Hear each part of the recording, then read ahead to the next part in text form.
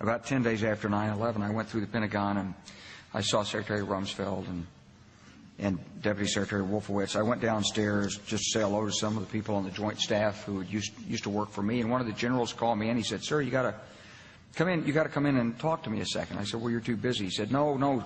He says, "We've made the decision. We're going to war with Iraq." This was on or about the 20th of September. I said, "We're going to war with Iraq. Why?" He said, "I don't know." He said, "I guess they don't know what else to do." So I said, "Well, did they find some information connecting Saddam to Al-Qaeda?" He said, No. He says, "There's nothing new that way. They just made the decision to go to war with Iraq."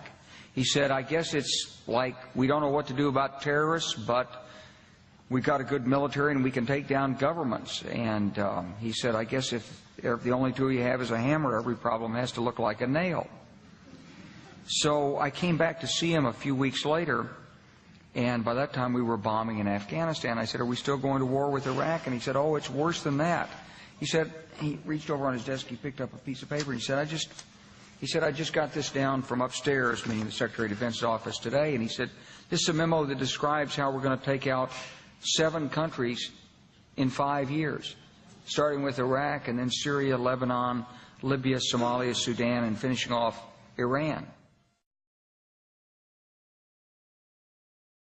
The truth is about the Middle East is, had there been no oil there, it would be like Africa.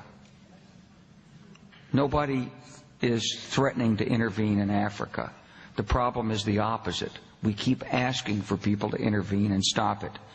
And there's no question that the presence of petroleum throughout the region has sparked great power involvement. Whether that was the specific motivation for the coup or not, I can't tell you, but there's always been this attitude that somehow we could intervene and use force in the region.